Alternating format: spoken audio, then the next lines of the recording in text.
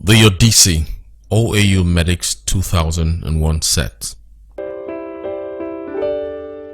Obafemi Awolowo University, Great Ife, lead Africa's most beautiful campus. Conscious, vigilant, progressive. This is the story of a group of young idealists who came in with dreams, eyes bright with anticipation. We came, we saw, and conquered. The 2001 set of the OAU CHS Medical and Dental School started their journey through the citadel of learning on the 14th of December 1992. We had barely settled into the halls of residence, the ladies in the exalted Mozambique Hall and the gentlemen into Angola, before ASU struck. This was the rude awakening that will welcome us into the Aluta against all oppression side of Great Ife. We were sent home to resume in March 1993. We were still reeling from the rigmarole when ASU announced another nationwide strike that commenced on the 6th of May 1993 and we spent a whooping 5 months at home to resume early October 1993. We were all fired up and ready to go, having heard stories about the almighty White House. We studied hard and resumed all night in nooks and crannies, often hanging out at HSLT, AB&C, Ajose, Agric, Aki, and some choosing the more chilled atmosphere of various reading cafe in Awo and Faj. Matriculation for our class set was on October 23rd, 1993.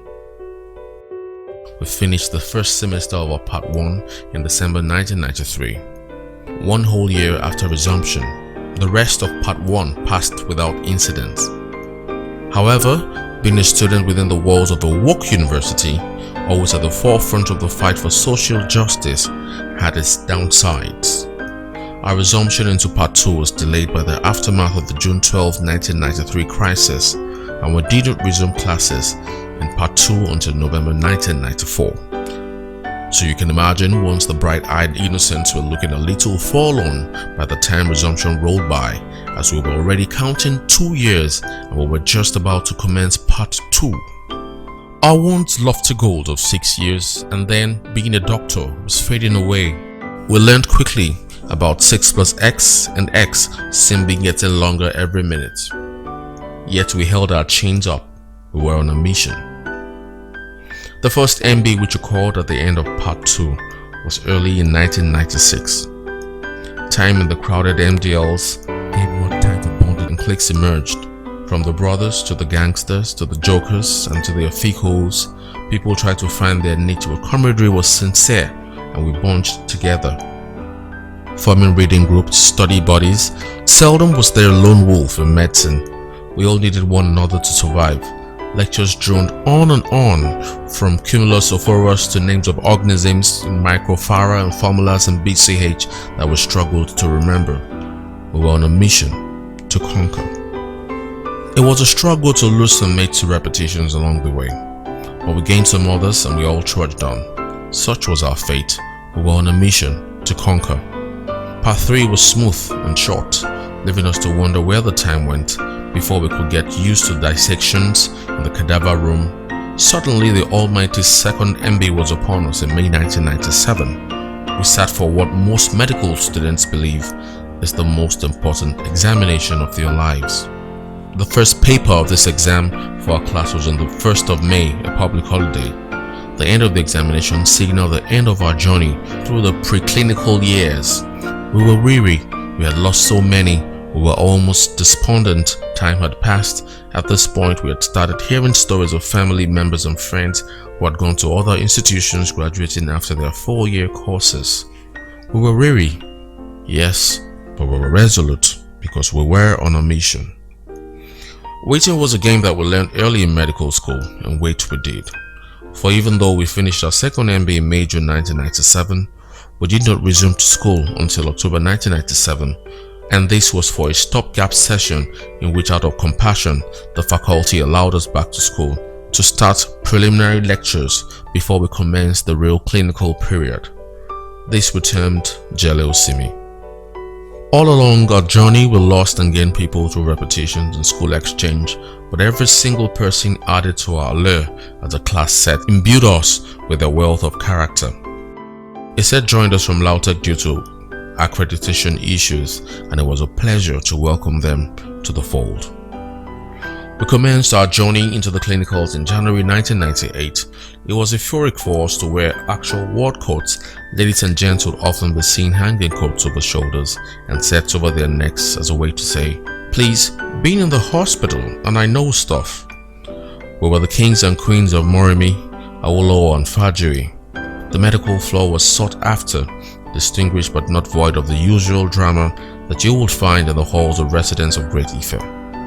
We sailed through our clinical postings, getting the first glimpse of medical student syndrome, struggling to grapple with sufferings and tragedy, but buoyed by hope when disease was cured, tumors removed and health regained. Part 4 in the hospital also afforded us a glimpse into what our future looked like. And while on one part, it was cheery to see the consultants, registrars and doctors moving stuff, it was also a bit daunting to count even more years ahead on the road to getting there, and to witness the lashing of house officers on rounds was quite traumatic, giving us pause. This is what I signed up for. It was during our set in medical school that it became compulsory to pass the junior clinical examinations, and we lost a number of our colleagues to this rule as they had to repeat the class. We commenced our penultimate year, Part 5, in January 1999. There was a 4-month strike by the National Association of Resident Doctors that derailed our postings. We were, however, able to resume postings after this, but on the 10th of July 1999, a horrible massacre which led to the death of 5 students left us all in shock. Cultists invaded OAU, a school known and respected for its staunch anti-cultism stand, so little wonder that in confusion and the pain that followed, numerous months were spent at home. Till April 2000, the experience of the massacre haunted us, especially because we also lost a colleague, a medical student. It really could have been anyone. We were subdued, but we carried on. Part 5 opened us up to the likes of pediatrics running along the corridors to get blood, giving blood to save a young child's life, the joy on the faces of parents who had given up hope, drama in the labor ward of obstructed labor and husbands refusing to sign consent or women refusing life-saving surgery for religious reasons. It was interesting to see the skin lesions that we had only hitherto read about, and gratifying to move stuff and be applauded for it. It was equally unnerving to be dragged on account of moving spurious, purulent, or no stuff at all. Part 5 also moved most out of the university into other halls of residence like Gloryland, which was practically an outpost at this time. People like Pasty would literally carry shoes so that he could appear at the rounds immaculate after wading through dust and mud on the way from the hall. The other residence was Oremiji. We had fun bonding, forming lasting friendships and having a jolly good time. We commenced our final year, Part 6, in April 2000, and then the unthinkable happened. Throughout our stay in school, we heard about communal clashes between Ife and Mundakeke communities, but it was often short-lived and did not affect us much. But in the year 2000, the clash blossomed into a full war and caught us unawares. On the 8th of May 2000, Sheni Oshwade was nabbed on his way to the hospital, and he was never returned to us. This was the single most traumatic experience for us as a group during our sojourn through med school. The rest of our time in Part 6 was spent consolidating skills and marking time before we could lay our hands on the elusive doctor title. We finished our final exams on Wednesday, the 4th of April 2001. Induction into the medical profession was on Monday, the 25th of June 2001 at the MDCN in Lagos, because there was yet another industrial action in Great Ife that disallowed the program from being held within the campus, an occasion that all medical students look forward to. Almost everyone therefore showed up for the university convocation ceremony, which held on the 9th of November 2001. The class set spent almost 9 years in medical school, from December 1992 to April 2001. Even now you will find some colleagues who still need letters to explain the missing periods in the transcripts. It was not all bad. We spent so much time together that we are now more than friends. We're family, and you can see the bonding and camaraderie even now. Through the years, some have even put a ring on it. Shout out to the Aregba Shalas and the Oluyombos. We welcomed a few babies during our time in medical school. We all took turns in singing lullabies to Mofe. Shubi was another favorite. We had so many parties to celebrate, so many things. We have enjoyed micro reunions over time, taking our time to send pictures to the group when we bump into one another from time to time. As we have gained, so we have lost. I would take the time to remember our friends who are no longer with us. We came, we saw, and conquered. Indeed, we are thankful that we are here still. We have showed immense gratitude by looking back and giving to our alma mater. We take this time to say a huge thanks to everyone who contributes to the various projects by the class set.